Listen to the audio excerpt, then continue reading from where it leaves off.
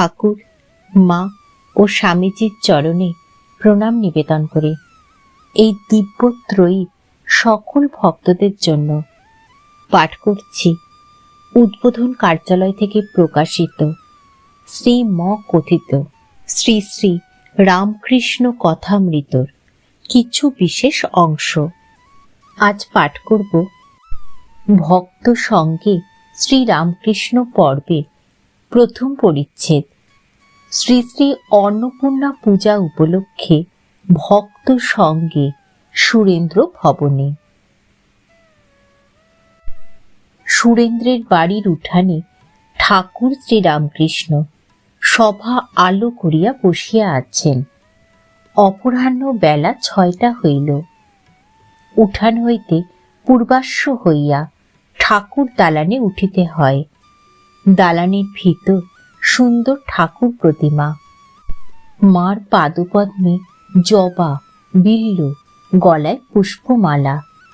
মাও ঠাকুর দালান আলো করিয়া বসিয়া আছেন। আজ শ্রী শ্রী অন্নপূর্ণা পূজা, চৈত্র শুক্লাষ্টমী, 15ই এপ্রিল 1883, রবিবার। সুরেন্দ্র মায়ের পূজা আনিয়াছেন, তাই ঠাকুরের নিমন্ত্রণ। ঠাকুর ভক্ত সঙ্গে আসিয়াছেন। আসিয়া ঠাকুর দালানে উঠিয়া শ্রী শ্রী ঠাকুর প্রতিমা দর্শন করিলেন। প্রণাম ও দর্শনান্তর দাঁড়াইয়া মার দিকে তাকাইয়া শ্রী করে মূল মন্ত্র জপ করিতেছেন। ভক্তেরা ঠাকুর প্রতিমা দর্শন ও প্রণমান্তর প্রভুর কাছে দাঁড়াইয়া আছেন। উঠানে ঠাকুর ভক্ত সঙ্গে আসিয়াছেন। উঠানে শতরঞ্চি পাতা হইয়াছে, তাহার উপর চাদর, তাহার উপর কয়েকটি তাকিয়া। একধারে খোল করতাল লইয়া কয়েকটি বৈষ্ণব বসিয়া আছেন, সংকীর্তন হইবে।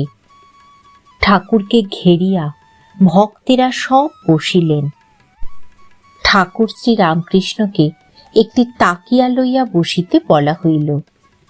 তিনি তাকিয়ার কাছে বসিলেন না, তাকিয়া সরাইয়া বসিলেন। শ্রীরামকৃষ্ণ ভক্তদের প্রতি তাকিয়া ঠেসান দিয়ে বসা কি জানো, অভিমান ত্যাগ করা বড় কঠিন। এই বিচার করছ, অভিমান কিছু নয়, আবার কোথা থেকে এসে পড়ে। ছাগলকে কেটে ফেলা গেছে, তবু অঙ্গ প্রত্যঙ্গ নড়ছে। স্বপ্নে ভয় দেখেছ, ঘুম ভেঙে গেল, বেশ জেগে উঠলে, তবু বুক দুরদুর করে। অভিমান ঠিক সেই রকম, তাড়িয়ে দিলেও আবার কোথা থেকে এসে পড়ে। অমনি মুখ ভার করে বলে, আমায় খাতির করলে না। কেদার তৃণাদপি শুনি চেন, তররিপ সহিষ্ণু না। শ্রীরামকৃষ্ণ আমি ভক্তের রেণু রেণু। বৈদ্যনাথের প্রবেশ। বৈদ্যনাথ কৃতবিদ্য, কলিকাতার বড় আদালতের উকিল।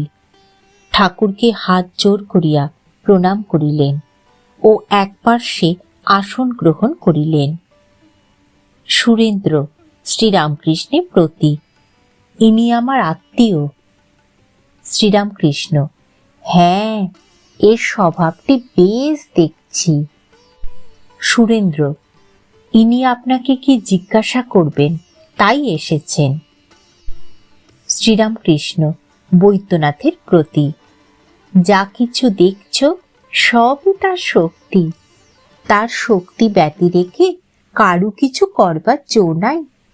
তবে একটি কথা আছে, তার শক্তি সব স্থানে সমান নয়। বিদ্যাসাগর বলেছিল, ঈশ্বর কি কারুকে বেশি শক্তি দিয়েছেন? আমি বললুম, শক্তি কম বেশি যদি না দিয়ে থাকেন, তোমায় আমরা দেখতে এসেছি কেন? তোমার কি দুটো শিং বেরিয়েছে?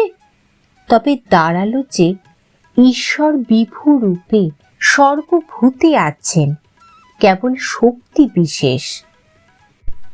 বৈদ্যনাথ মহাশয়, একটি সন্দেহ আমার আছে, এই যে বলে ফ্রি উইল, অর্থাৎ স্বাধীন ইচ্ছা, মনে করলে ভালো কাজও করতে পারি, মন্দ কাজও করতে পারি। এটা কি সত্য? সত্য সত্য কি আমরা স্বাধীন? শ্রীরামকৃষ্ণ: সকলই ঈশ্বরাধীন, তারই লীলা। তিনি নানা জিনিস করেছেন, ছোট বড়, বলবান দুর্বল, ভালো মন্দ, ভালো লোক মন্দ লোক, এসব তার মায়া খেলা। এই দেখো না, বাগানের সব গাছ কিছু সমান হয় না। যতক্ষণ ঈশ্বরকে লাভ না হয় ততক্ষণ মনে হয় আমরা স্বাধীন। এ ভ্রম তিনিই রেখে দেন, তা না হলে পাপের বৃদ্ধি হতো, পাপকে ভয় হতো না, পাপের শাস্তি হতো না। যিনি ঈশ্বর লাভ করেছেন তার ভাব কি জানো? আমি যন্ত্র, তুমি যন্ত্রী। আমি ঘর, তুমি ঘরণী। আমি রথ, তুমি রথী। যেমন চালাও তেমনি চলি, যেমন বলাও তেমনি বলি। শ্রীরামকৃষ্ণ বৈদ্যনাথের প্রতি: তর্ক করা ভালো নয়, আপনি কি বলো? বৈদ্যনাথ: আগে হ্যাঁ, তর্ক করা ভাবটি জ্ঞান হলে যায়। Sri Ramakrishna: thank you. সকলের হাস্য। তোমার হবে? ঈশ্বরের কথা যদি কেউ বলে লোকে বিশ্বাস করে না। যদি কোনো মহাপুরুষ বলেন আমি ঈশ্বরকে দেখেছি, তবুও সাধারণ লোকে সেই মহাপুরুষের কথা লয় না। লোকে মনে করে ও যদি ঈশ্বর দেখেছে আমাদের দেখিয়ে দিক। কিন্তু একদিনে কি নারী দেখতে শেখা যায়? বৈদ্যের সঙ্গে অনেক দিন ধরে ঘুরতে হয়, তখন কোনটা কফের, কোনটা বায়ুর, কোনটা পিত্তের নারী বলা যেতে পারে। যাদের নারী দেখা ব্যবসা তাদের সঙ্গ করতে হয়। সকলের হাস্য। অমুক নম্বরের সুতা, যে সে কি চিনতে পারে? সুতোর ব্যবসা করো, যারা ব্যবসা করে তাদের দোকানে কিছুদিন থাকো, তবে কোনটা 40 নম্বর, কোনটা 41 নম্বরের সুতা ঝা করে বলতে পারবে। দ্বিতীয় পরিচ্ছেদ। ভক্ত সঙ্গে সংকীর্তনানন্দে, সমাধি মন্দিরে। এইবার সংকীর্তন আরম্ভ হইবে। খোল বাজিতেছে, গোষ্ঠ খোল বাজাইতেছে। এখনো গান আরম্ভ হয় নাই।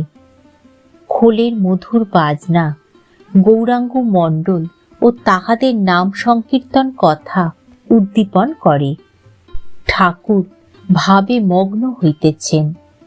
মাঝে মাঝে খুলির দিকে দৃষ্টি নিক্ষেপ করিয়া বলিতেছেন, আ মরি, আ মরি, আমার রোমাঞ্চ হচ্ছে। গায়কেরা জিজ্ঞাসা করলেন কিরূপ পদ গাহিবেন। ঠাকুর শ্রী রামকৃষ্ণ বিনীতভাবে বলিলেন, একটু গৌরাঙ্গের কথা গাও। কীর্তন আরম্ভ হইল। প্রথমে গৌর চন্দ্রিকা, তৎপরে অন্য গীত। কীর্তনে গৌরাঙ্গের রূপ বর্ণনা হইতেছে। কীর্তনিয়া আক্ষর দিতেছে। কীর্তনিয়া যখন বলছে, কোটি শশীর অমৃতে মুখ মাজা, এই কথা শুনিতে শুনিতে ঠাকুর সমাধিস্থ হইলেন। গান চলিতে লাগিল। কিয়ৎক্ষণ পরে ঠাকুর শ্রী রামকৃষ্ণের সমাধি ভঙ্গ হইল। তিনি ভাবে বিভোর হইয়া হঠাৎ দণ্ডায়মান হইলেন ও প্রেমোন্মত্ত গোপিকার ন্যায় শ্রীকৃষ্ণের রূপের বর্ণনা করিতে করিতে কীর্তনিয়ার সঙ্গে সঙ্গে আক্ষর দিতেছেন।